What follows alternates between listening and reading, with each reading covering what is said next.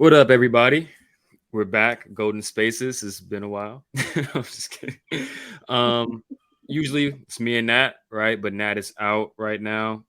She's enjoying her birthday. So happy birthday to Nat. We love and cherish her over here. So hopefully she's having a great time and she enjoys her birthday for as long as she wants to because she deserves it, right? um, so schedule's out. And before we even get to that, obviously I have to introduce my guest, right? Charlie's a familiar face here, and Kariemah's also been here before. So Charlie's at Claytheist on Twitter, and Kariemah's at the Sport Connect on Twitter as well. So I'm sure you guys are already following them, interacting with them. But if you are not, be sure to follow them, and we'll plug their stuff again at the end of the pod. How you guys doing? We're hot. Yeah. But we're hanging in there. Yeah, it's getting to that point where it's real like sticky in DC. Yeah. Were you in Colorado, Charlie? Yeah, we just got straight dry heat out here today. But I'm a serial like not checking the weather before I step outside person. Same. And so I step out earlier and I'm just like, man, it's it's getting a little up there, isn't it? And it's 1-on-1. And I'm just like, oh, come on. Man. Kariemah, where are you? I'm in New York. So New York. yeah. Oh yeah. So nice and muggy. Nice Yeah. and muggy here. for sure. Definitely understand that. Cool. So let's get into the schedule because I think it's some interesting things going on with the way Golden State's schedule was set up, right? They kind of get thrown into the fire out the gate, right? Like 7 of their first 9 games are on the road, and pretty much all of them, other than maybe 1 or 2 teams, are like fighting for playoff spots, and they're actually being serious basketball teams this season. And even a team like Houston and Detroit, who we don't expect necessarily to make the playoffs, have made improvements to their roster and just have natural young player development going on there. So what do you guys think of that? Like that's just a tough way to start the season, but it could propel them into, a nice little trajectory if they perform well. Yeah, but who is that? Oh, go ahead, Charlie. All yours. All yours. But I think that was our new GM, Mike Dunleavy Jr., who was speaking about, hey, this forces us to like come out firing on all cylinders right out the gate. Basically, just getting that taste out of our mouths from last season, 11 road wins, which is, pretty start, not to say, but when you look at it in the bigger picture, a lot of the West Coast teams really weren't killing it on the road either. However, it's dubs, so it's really like, what are y'all doing? Mm-hmm. So I think this kind of forces them to be ready right out the gate and try to just get back to that winning mentality on the road that we surely are going to need with all of the back-to-backs that we have as well. 15 leading the pack per usual now. That just seems to me the way that it's going. Yeah, I agree. What do you think, Charlie? Yeah, I think there are a lot of points in this schedule, not only early on, but one note that I had down, there are 6 different times that they're going to play 3 games in 4 days on the road, which is brutal. Like 3 different cities in 4 days, that's rough enough already. The NBA, compared to seasons past, like you look through the schedule and you're kind of just trying to see like, oh, where are these games winnable and where's this? It's just such a talented league now. Like, there's so few teams where you just look at that team and you're like, yeah, that's going to be a win. And, especially with what we saw at the Dubs last year, they made a habit of dropping very winnable games against teams that they had more talent, more experience than.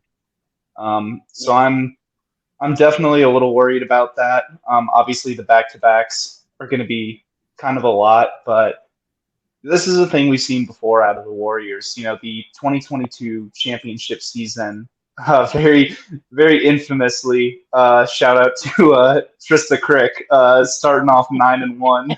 Yeah, I think we all remember that. we But do, and I loved it.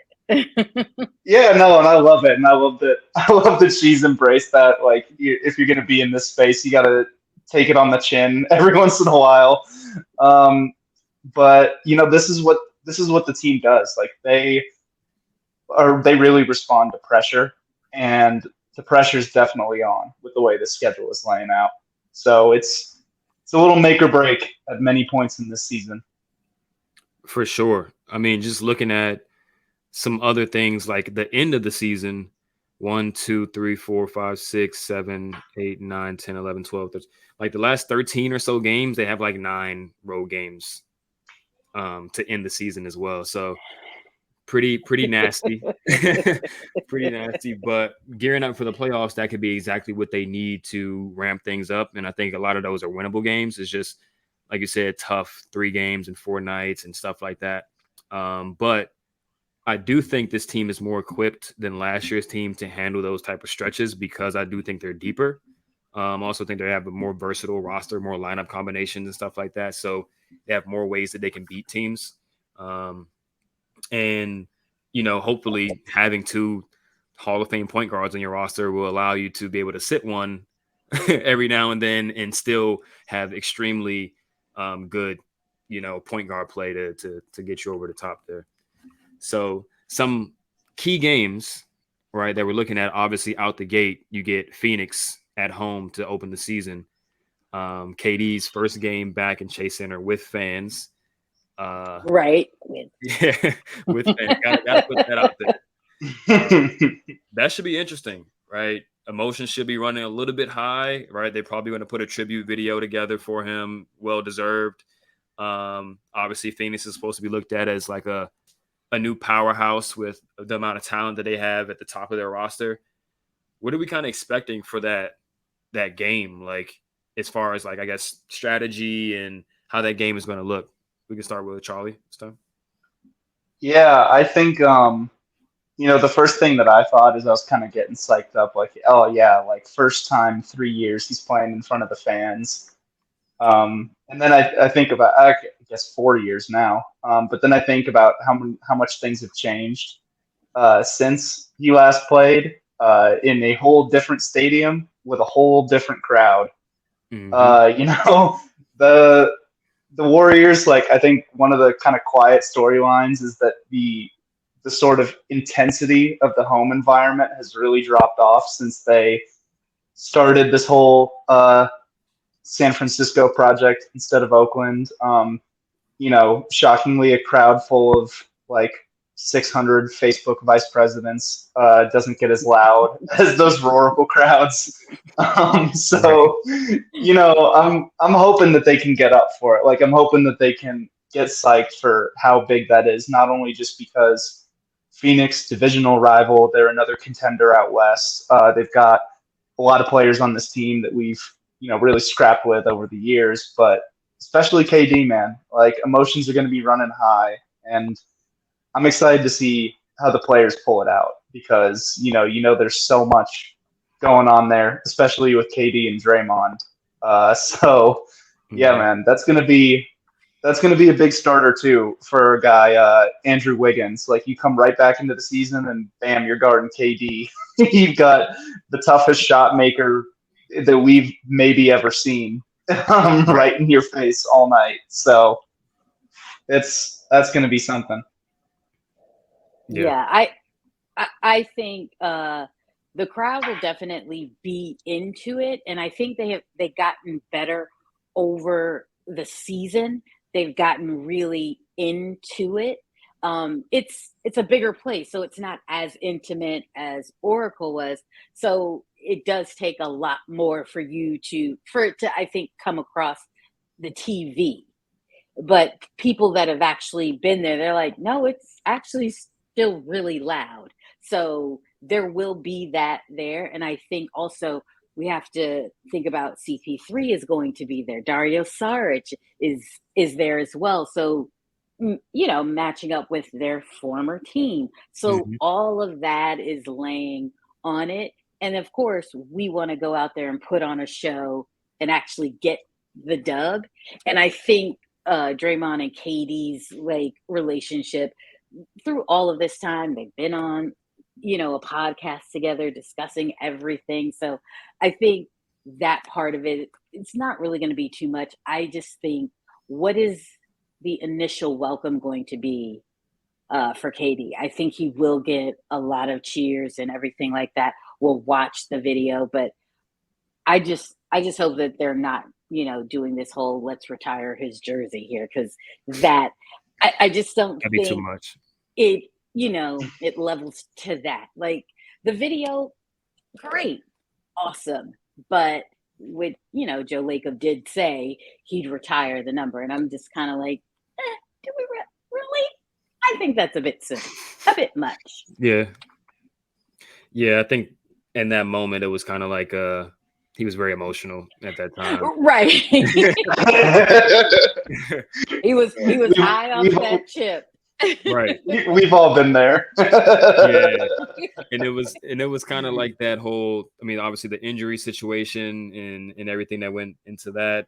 He probably felt a little bit of guilt, even though it kind of wasn't their fault, but it was kind of like everything for Katie. He meant so much to us, which is true, but yeah, I think his emotions were running a little bit high there.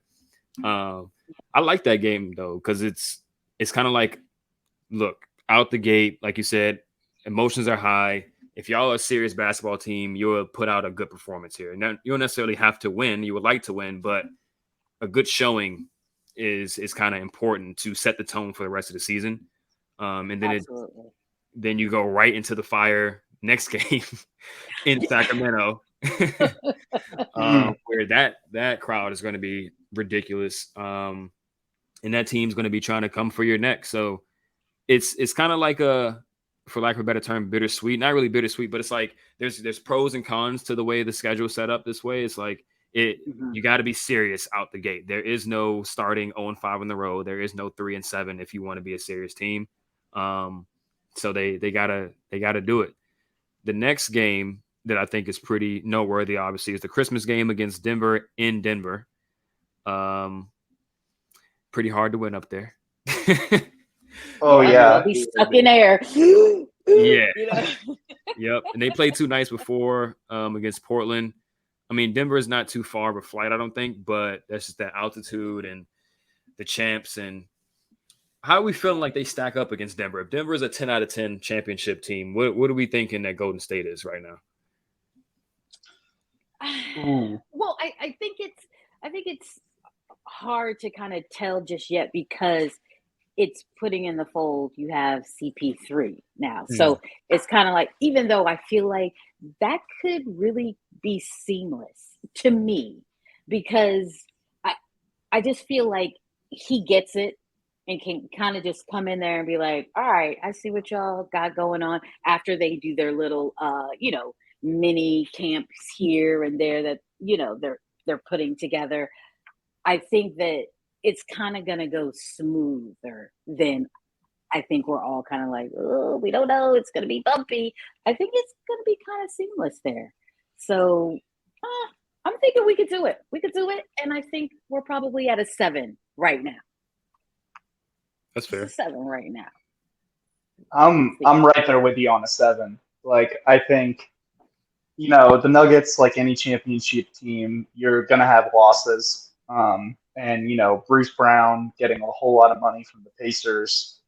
One of their in-house replacements, a guy who at least could have been a replacement, Vlatko Cancar, has, I want to say, Achilles. Like, he got a real tough injury. He's going to be out for the season. So, they're gonna have holes to fill, like any championship team. People wanna sign away from the best, and I still think that the Warriors are in such a weird position where they're not a better team than the Nuggets, but I think head to head they present a really tough matchup, because we've seen so many times, like, it feels unfair to pick on Jokic, for what he is defensively because he works so hard to like get his head above water. You know, it's so similar to what you see with Steph, where for the most part, if you are that important to a team offensively, not much is expected of you defensively, and you're probably going to get picked on a lot at that end. And so I really admire the way that he works, like tries out new things, he hustles, he communicates. Like he's not getting victimized defensively for a lack of effort, for a lack of communication. And at the same time, you know, he's not a guy who's built to defend Steph Curry pick and rolls, handoffs. Like he dominates Jokic on those possessions if he can get those 1-5 screens, especially from Kevon Looney running handoffs. And then on the other end, like they have elite guys in rotation, like of course Draymond, but you know Wiggins can bring a lot of help over. And then you have Looney, who, you know, one thing I really appreciate about Kevon is you don't see him bite on pump fakes. You don't see him fall for tricks. Like he's so stout against those kind of players. Like I love personally when we play the Sixers because Joel Embiid's just, you know, standing in the lane doing this like 100 times, and Kevon's just like, all right, dude, like, you know, whenever you're ready, you know, like, so, you know, they're built really well against that kind of team, and I am very excited about the Chris Paul fit. I think I'm clearly being punished for some sort of past sins that I have to root for Chris Paul now. It hurts me. It hurts me deep in my soul. But yeah, you know, I gotta get right with somebody over that, or else this is gonna keep happening to me. Harden's coming next.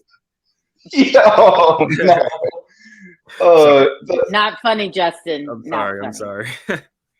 At least you didn't say Dylan Brooks, but no, no way. No, I like what the Warriors have put together. I think they did a great job to obviously keep everyone in house. Like you've secured Draymond again. You brought in even more star talent with Chris Paul, even at this stage of his career. Like he's still a star player, and you've managed to add more depth still. Like Dario, who we're going to get into, has been looking really, really good this offseason, and we know what he can bring to the table anyways. I really believe that Trace Jackson Davis can give them good backup center minutes, and they definitely need another option, but they've really shored up all over the place, and that's what you need to do. Like if you were the team you were last year where there were clear and obvious weaknesses, you got to go out and make upgrades, and that's what they did. So I think yeah, 7 out of 10 is fair, but they got the potential to really contend with the heavy hitters in the West. Yeah, I agree that they have that potential. I'm gonna go 8.5. I'm a little high on them. I'm high on them right now. I really want to go higher than that, but I'll be fair to the fact that we haven't seen them play yet. But like you said, I think they showed up most, if not all, of their weaknesses. I do think with those last 2 roster spots are really just the last one that they're going to use.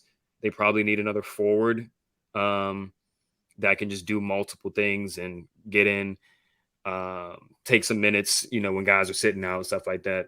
I'd probably be happy with Juan in that role. But if they wait out and maybe a guy like Gallo or something like that becomes available, I'd be interested in maybe him too. He's pretty skilled and, you know, stuff like that. So I think they have a lot of versatility, more versatility than last year. They have more functional size than last year, even with just the addition of Dario alone, right? But you add in Trace, like you said, I think Trace can give them minutes over the course of regular season. Just his IQ, his ability to pass in a short roll, his defensive ability, stuff like that. The fact that he's actually, you know, 4-year college guy, and, you know, probably he's already in his mid-20s pretty much. So like he's a grown man in his basketball career, right? So I'm gonna go 8. I'm gonna go 8.5. If Denver's a 10, I'm gonna go 8.5 for now. Okay. Okay. I love it. Say it with your chest. The optimism. I think they're going to figure it out, to be honest. I think guys are more serious the way they're talking. We're seeing a lot more videos. Not that that's necessarily a prerequisite for a good season, but at least we know that they're getting after it and they're serious. And they've, even when they first lost against Los Angeles, the very next day, they're like talking about how they want to get back to that level. They didn't like the way that they lost. And I think they're going to take this season very serious because they know they don't have many more runs in them just because of, age and stuff like that. So I'm pretty optimistic on that team. They don't see the Lakers. I'm sorry. What you say? Wait, just one correction. We play Portland at home on the 23rd. So we're flying from California to Denver. So that's that's a little easier. We ain't got to really contend with Portland. And now, so it's a little easier, but still they will get hit with the altitude regardless. Facts. Because that's a serious thing. Portland is sneaky far away from the whole rest of the country, so yeah, we'll take whatever we can get. It's great. I mean, I feel like some of the teams need to be switched. Well, not Portland, but obviously Portland's in the West. But like a team like Memphis and New Orleans, why are they not in the Eastern Conference? Why are they not in the East? But anyway. Okay, right. Another pod. So speaking of Memphis, they see them MLK Day, I think, mid-January. And then they see the Lakers in January as well. So they don't see them at all before then. So it's kind of a long time. We usually see them much earlier in the season. Well, they got us preseason. They got to do that. True. It's 1,000 Lakers games in the preseason. Always. How are we feeling about those matchups? Will Ja Morant be back by that game? I think he will. Is that 25? Look, is that 25? Yeah, I think it's 25. January, like mid-January, I think that's 25. It should be by that time, one would think. But listen, has it been definitive that it's 25 games locked in, boom, or could it be shorter? I'm not sure. I don't know. Because I think it was kind of like it potentially could be 25. I don't know if it was actually settled, but either way, let's just say he's back during this time. Mm-hmm. They've got a lot of different pieces there. Marcus Smart, our favorite Celtic, right?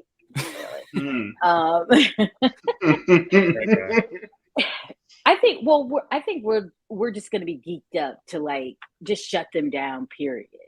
Mm-hmm. Because it's Memphis. So either way, it's just we're mad going in, so it doesn't matter. We're already mad. Yeah, I think they're done playing around with Memphis. They've had their fun in the play-in a few years back, and then from that point on, it's been like all business with Memphis. I feel like. Mm-hmm. Yeah. Yeah, no, and it's so easy to get caught up with Memphis, but like, I gotta respect how they took like an all defensive level villain and basically told him like, hey, don't let the door hit you on the way out, and then went and got a better version of him. One who actually makes positive contributions on the offensive side of the ball and is in my mind a way better defender, which is not even a slight to Dylan, because Dylan's like probably a top 10 perimeter defender, but like Marcus is as good as it gets. So they're going to be something, man. Like they're going to be a team to watch out for sure. And they are. We know the Warriors get up for those games. Right.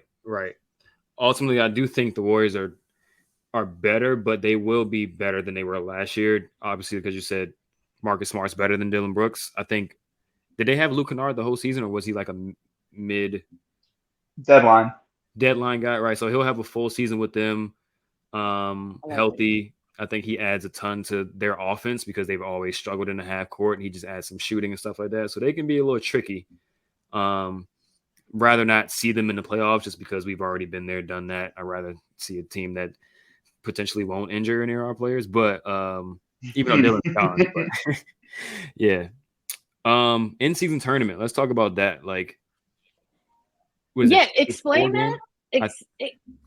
I think it's 4 games, and so each team has 80 games, I believe, scheduled. Then they play their tournament games, and then if you advance, that's your 81st game scheduled for whatever team you advance next to, and then there's another game scheduled after that, I believe, or it could be 81 games scheduled, and then you have 2 extra. So whoever goes to the championship of that in-season tournament will have an 83rd game. Yeah, I think that's how it is. But all the other games count towards your regular season record, which is right. I think that was a smart thing to do. Yeah, because if it wasn't going to be worth anything, then it's just like, we doing this in season, like whatever, they trick it off or whatever. But the fact that it actually counts, that's a bit of incentive. Yet I'm still trying to figure out, like, why are we doing this? Like, because I still don't, I don't understand it. Like, why do we need it? That's it's just, like, the NBA has never been shy of doing things that are unpopular with the fans just so they can make more money. And, like, I get it. It's a business. Like, you got to do what you got to do. But it just seems so counterintuitive with, like, players being much more conscious of the toll that the sport takes on their body. They're really trying to lessen the physical burden. We've seen it with load management, with guys like taking longer recovery periods for certain injuries, just trying to maintain and keep going. And, for the NBA, not only with this in-season tournament, like, I am glad that they kept it. So it's like, hey, if you go all the way, you're playing just one more game and you're like, financially incentivized to play pretty hard in that game. So I'm for that point. I think what bothers me is that you see the players in this direction of, like, we want less games, we want less travel, we want to, like, like, less is more, because if we have less games, everyone's going to be playing, everyone's going to be competing a lot harder.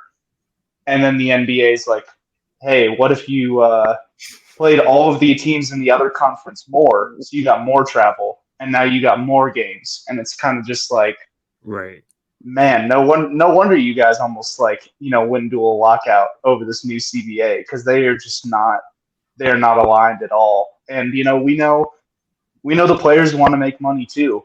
Like, that's not an issue. Like, they're like, that's, we know that they're in it for a ton of money, and competition's a big part of the game. But you'd think these two sides could, like, work together to find some kind of happy balance instead of just piling more and more on these guys. Well, when we think about it, my initial reaction to the play-in tournament was like, wait, what are we doing? Yet we see it, and now we're like, you know what? I actually appreciate it. I like this whole play-in situation. But with this, it's going to take some, like, getting used to. But with the cash incentive that happens if you win, for the lower tier monetary players, this will actually be something like, yo, $50,000, I will take it, because you do have players that just make 1.2 million or whatever, and then so $50K can really be a benefit to them. So that part of it, I'm kind of like, you know what? Okay, I'll go with that, because it is getting to, because they all get it. It's not like just, hey, if you start, you're gonna get this. They all get it if the team wins. So that's an incentive that I can actually appreciate. So I'm gonna be open to this. Yeah, like, if you're a two-way guy, your salary is $502,000. So if you are playing in this game and you're looking at, like, a 10% pay raise if you win this one, then you're probably going to be fighting extra hard. So yeah, like, I think that's the cool thing is, I hope it'll be kind of pretty telling early on if we have these, like, in-season tournament games and the player, like, especially the stars, are like business as usual, just kind of like resting, not playing as hard. But if there's, like, kind of a little extra oomph behind everything and a little more in their step, like, for these games, then we might have something here. And I like what you said, Kariemah. Like, we all kind of, like, turned our noses at the play-in tournament when it first started, and then we got into it and we're like, oh no, this is crazy. Like, this is so cool. Like, this is here to stay. Yeah. I think they should have just started it a year later, but That would have been fun. But yeah, I actually like it now, to be honest. Okay, let's move on to some FIBA stuff, right? So Oh wait, USA. Oh, Justin. I'm sorry. We don't want to talk about your Wizards. I mean, the Wizards game that would come up. That's crazy Is because they don't play. They that usually play the Wizards a lot sooner, but they play them in DC February? February, late February. Yeah, yeah. Um, so that'll be interesting, right? I think. Wait, when do they come to When Chase? do they come to? Let's see. Oh, December 22nd. So early.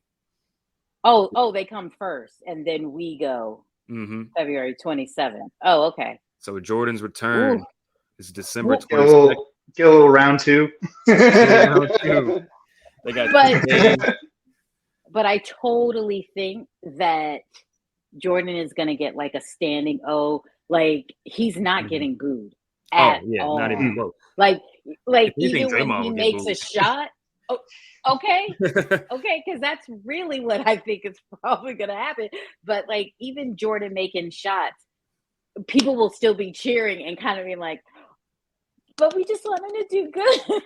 Yeah. Yeah. So, but it's gonna be like people are gonna really be like, "We Hmm. miss you, Jordan." You're gonna see a lot of pool party shirts in the crowd. I think so for that game. So, Yeah. As but we should. that was it. As we should. I mean, We should. We he's should. stamped forever as Golden Look, State. if You we know. gonna if we gonna throw up a video for KD, the least we can do. Yeah. Okay, I'm just saying. Facts. Yeah, I Talk hope. about taking one for the team. Yeah, I think he'll get a video too. Yeah. Yeah. Oh, That one's gonna be a okay. tearjerker for sure. That's definitely gonna be an emotional night as well. Hmm. Uh, Yeah. for sure. For sure. But go ahead, Fiba. FIBA. Steve Kerr's coaching. I admittedly haven't watched a ton. I've watched like a few of their games. But I mean, what they're lossless. They haven't lost anybody. They haven't lost to anybody. Um, he one thing about Kerr is that I think he's much more vocal in like talking about his players nowadays. I feel like before he would kind of like dance around certain things, but he was straight up like Ant-Man is the guy for us. Like he is our, leading go-getter for this team. And Ant-Man's kind of like, I am. Like he already was going to say Hmm. that regardless, but Yeah. Yeah.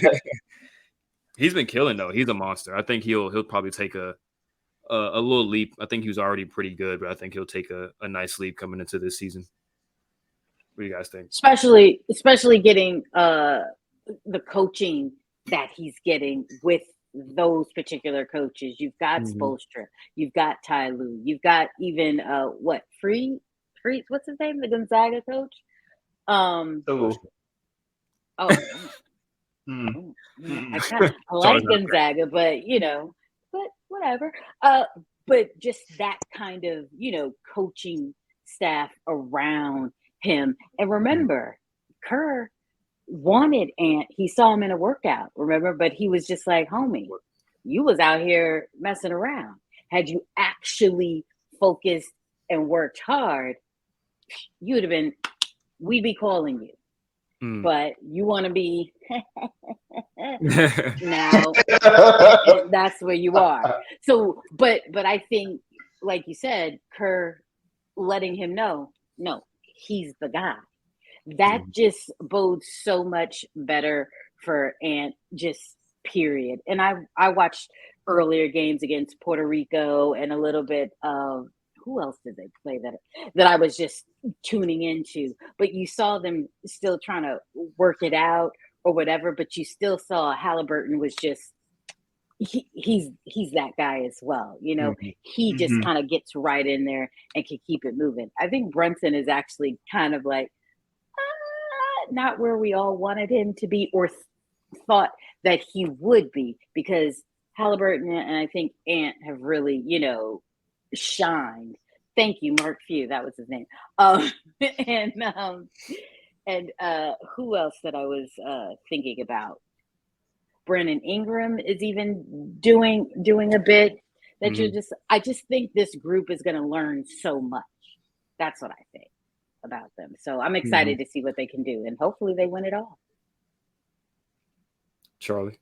Yeah, no, we got our knockouts starting on Friday. So excited for that. But yeah, I think the one thing that stood out to me that's really cool is seeing this staff, Spoelstra, Ty Lue, Kerr, like you said, like those are the best of the best when it comes to NBA coaching minds.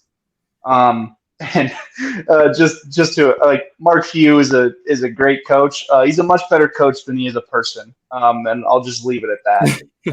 But like obviously, tons for these guys to soak up, and you're talking about so many of the young stars in this league, like Brandon Ingram. We really saw, Zion-less facing that Suns team in the first round. He was just going crazy. We know that Tyrese Halliburton is one of the big young stars in this league. Just an absolute coup that the Pacers were able to get him, because he's going to be the face of that franchise for better part of the next decade. And obviously Anthony Edwards, like if you built a two-way superstar in a lab, it would look like him. He's got all the physical tools. Like I think the only guy I've seen that just has that kind of well-rounded game in every way was Vince Carter. I mean, besides like the LeBrons of the world and the true just like ridiculous players like that, but I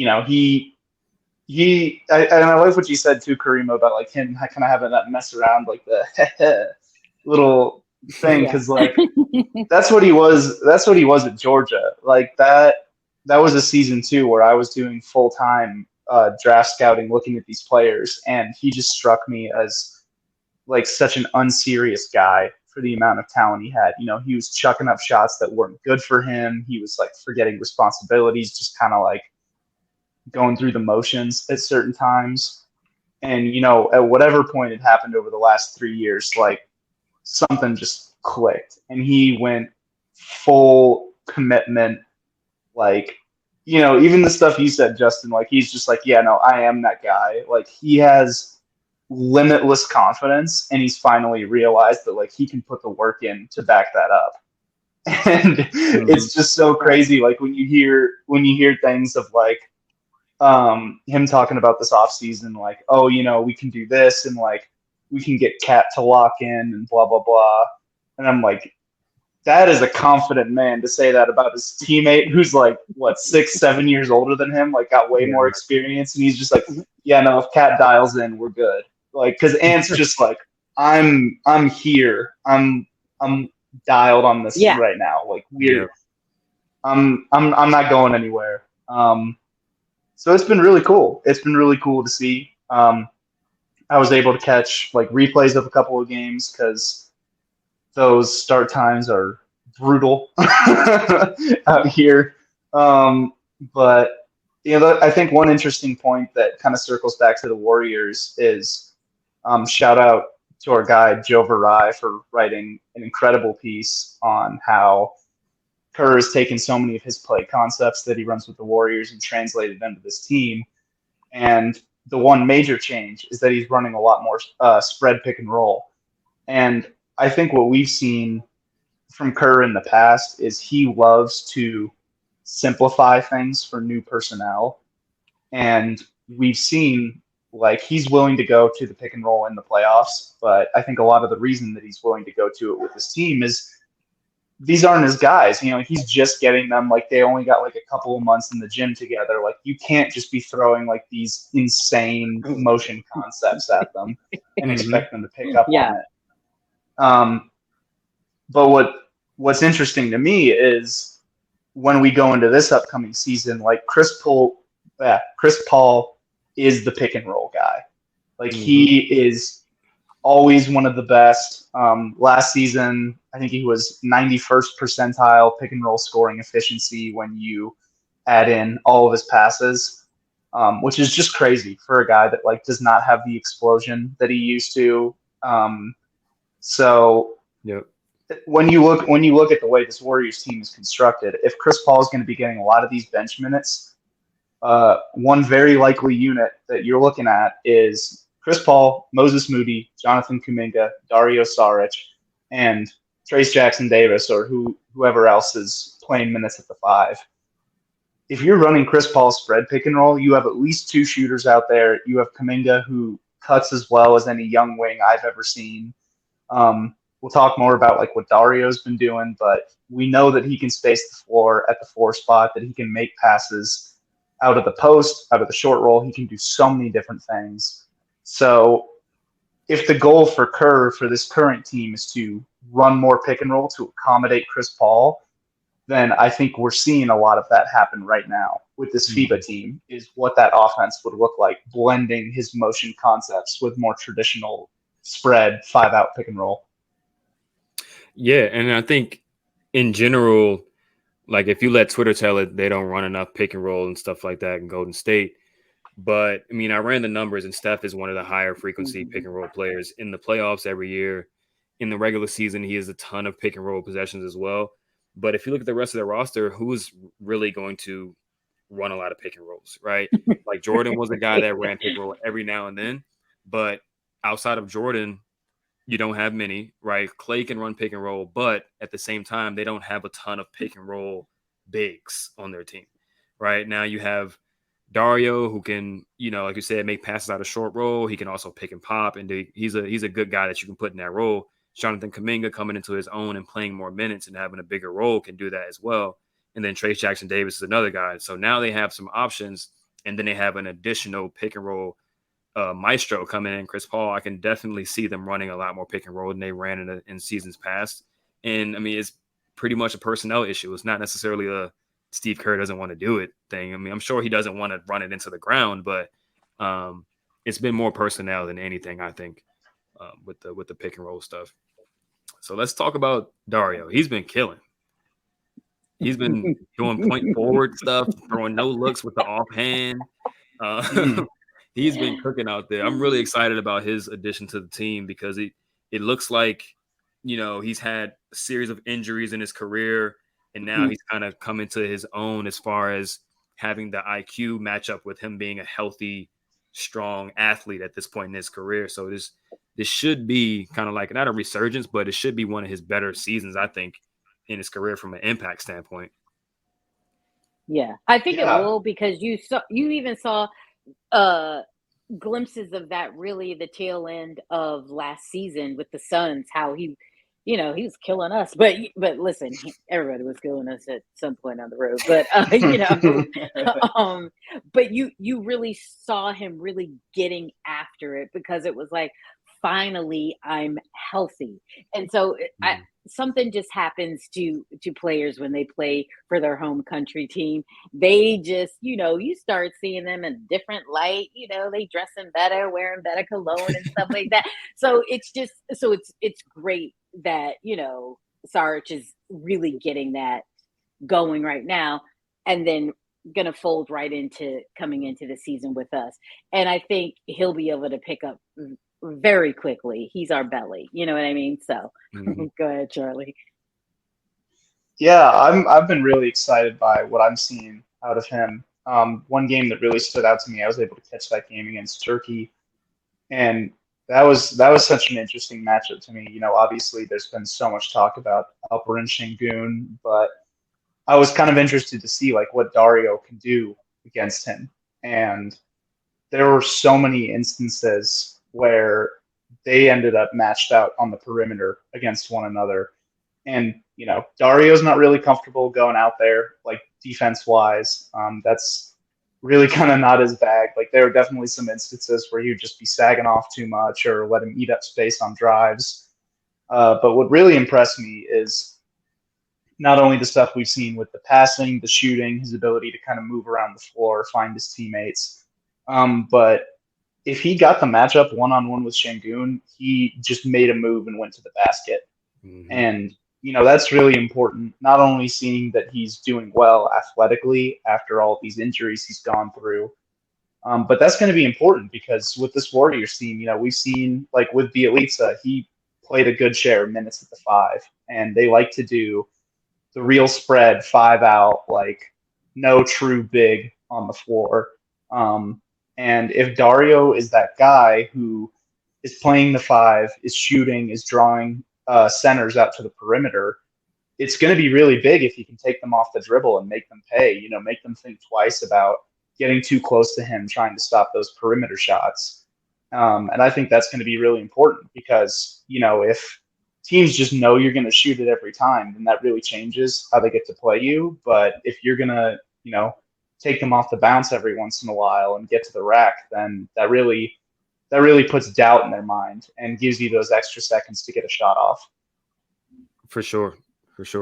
I think he'll be kind of like a Belly Otto hybrid. Like obviously I don't think he's going to do the same things defensively that Otto did, but I think he'll be a little bit more impactful than Belly was just because of his ability to, just do more stuff. I feel like he's just like a better version, in my opinion. I think Belly's probably a better shooter, but I think Dario's ability to pass with both hands, score out of the post, attack the basket.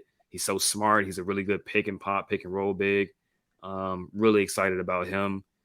And just looking at some of his numbers, he fills a stat sheet as well. Like if you look at his pre-qualifying tournament, 16, 6, and 6 in 5 games. And then his Eurobasket pre-qualifier, 2 games, 11 points, 6.5 rebounds, 4 assists. So I think he's just one of those guys that's kind of always right place, right time, super high IQ. And I think him and Chris Paul are going to do wonders for Kuminga and Moody because they're just going to put them in the right position and just make sure that they get the ball when they need it and just simplify the game for them. So looking forward to the Danny Green, Kawhi Leonard leap from Moody and Kuminga. No, I'm just kidding.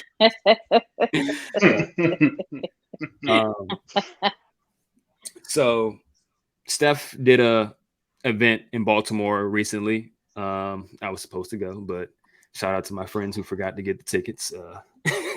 Wow. Shout out to my guys at Under Armour who just conveniently forgot to get the tickets, but it's cool. Oh. And Gilbert Arenas was there, and their whole podcast team was there, and they did a pod with Steph, and he said some interesting things on this pod, in addition to him talking about his career and stuff like that. Gilbert asked him, are you the best point guard of all time? I don't think he said great. He said, are you the best point guard of all time? Steph hesitated a little bit, and then he said, yeah, I am. It's me and Magic, right?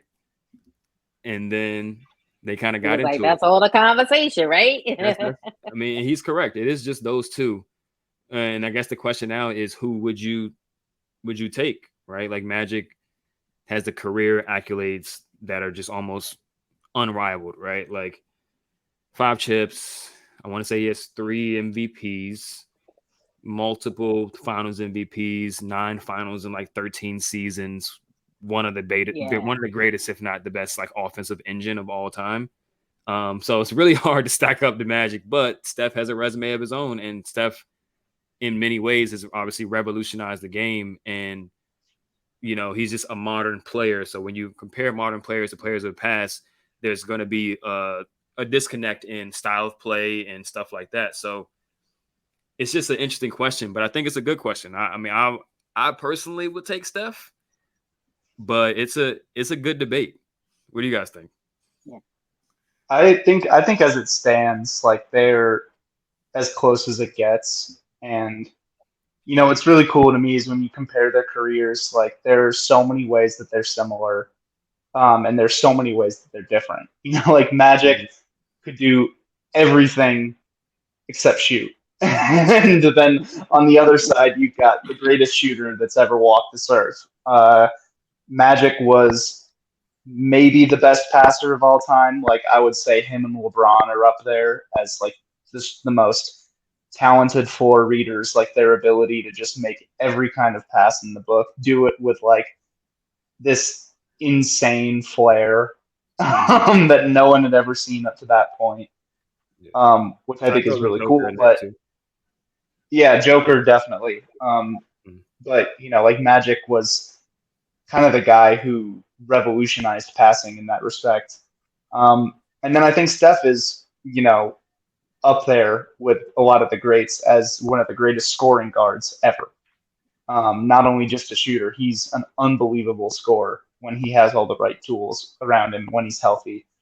Um, what I think is really cool too is they're two guys who like changed the game forever, just by the way they played. Like, back then the league was not receptive to the kind of player that Magic was. Like you kind of take a few dribbles, you make the right play, you move the ball around, you do all these things. Like no one had ever seen this kind of level of excitement, of flair, of like dominance on the ball.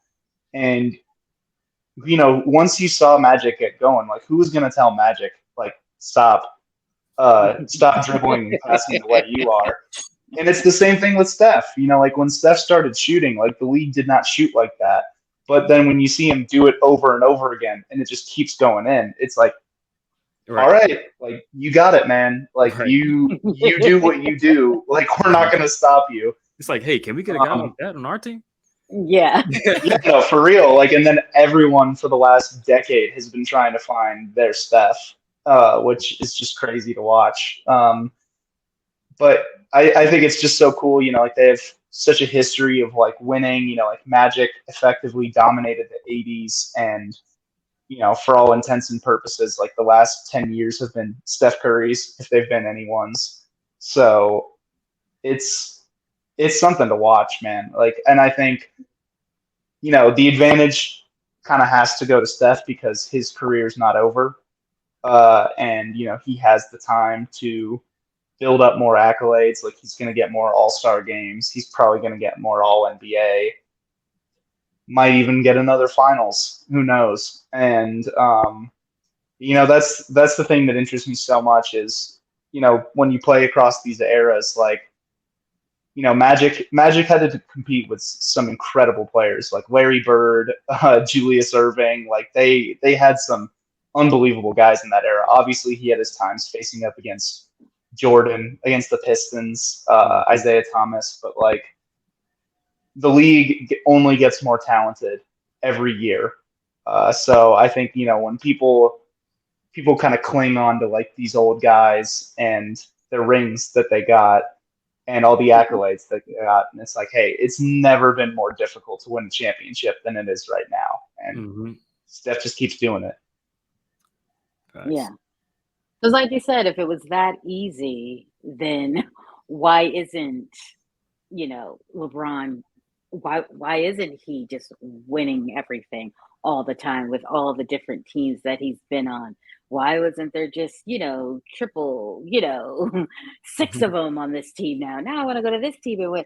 Because it's difficult. It's very hard to, win a championship. And it's very hard to actually even be in the game. So, to even make it there. So, but I would pick Stephen because they did say best because of all of the things that he does at his height. Because the advantage Magic had, he's 6'9". Like, what are we doing here? 6'9" point guard, and you have a 6'3" point guard who is on the move constantly. And I don't know that Magic was double team and triple team. I don't know that the defense was set up specifically. No, it's this guy that we need to take care of. Everybody else could do this. No, it's all focused on him, Stephen Curry. So that would be my pick. And it's just he's changed the game, just like they always say. He really has, because it's just you watch him and you think, I can do this too. Like, no, it can't. I can do that, right? Until they actually do the workout. And it's like, I don't know that I can really do this because, Justin probably experienced a little bit of that. Like, I tried to do one of his little training videos and it was a lot. So, but that's who I would go with because of all of the movement that he does. And he's also a very good passer. People don't really, look to that, but he does do that kind of stuff while constantly running and getting off those tough shots. It's just like people are out of breath watching because they're like, he's still moving. He's still going. Everybody, no, there you go. There you go. Y'all got him. Y'all got him. So that's who I would go with. Yeah. I mean, I think we all make great points. So I don't think we have anyone here to fight for Magic. Nat is a Magic girl. She is. She's also a Steph girl. So it's like, I don't know who she would pick. Maybe we'll ask her when she's back. She would pick Magic. She would pick Magic, I think. She wants Steph because that's her more, guy. Yeah, and she wants Steph to get more hardware first, and I think that's fair. Yeah. I think personally he's probably not going to get any more MVPs because he's not going to meet the game requirement. I don't think, nor will he just gun for an MVP.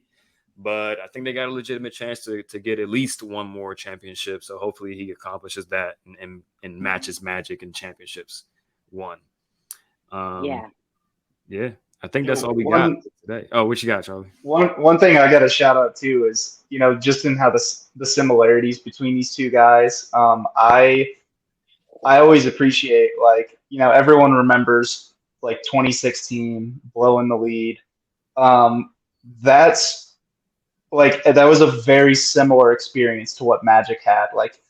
Not enough people know about Tragic Johnson, but that was one of the more head scratching moments from an all-time great player. And, he was endlessly clowned over that, and people didn't think he had it in him. And I'm sure all kinds of questions about, whether it was all just Kareem the whole time. We're coming up, and I can't imagine what the chatter was back then. And what does Magic do after that? Next 4 seasons, he wins 3 rings, and in the playoffs, he averaged 20 points, 7 rebounds, and 14 assists per game, winning 3 more rings. So these are two guys who hit the lowest of the low in the playoffs and came back and just kicked everyone in the teeth. They were just like, nah, I'm here. This is what I do. Y'all are gonna forget about the moments when I screwed up, because there's so many more moments where I was just the best. And they're both so joyful and happy and kind, but they're maniacal psychos when it comes to stuff. So that's also super cool, where you kind of get, I would say the 4 best guards of all time are those two, MJ and Kobe. And you can see the differences between those two, and MJ and Kobe are so super serious and for lack of a better term, they're assholes, right? Whereas Magic and Steph are just cool guys, happy go lucky, but all 4 of them are just dialed in at all times to rip your throat out. And I think that's just so cool to see. We got anything else we want to throw in there? No? Appreciate you guys for coming on. Like I said, follow them on Twitter. Charlie, you got anything to plug? I know you just put out a article about Moody not too long ago.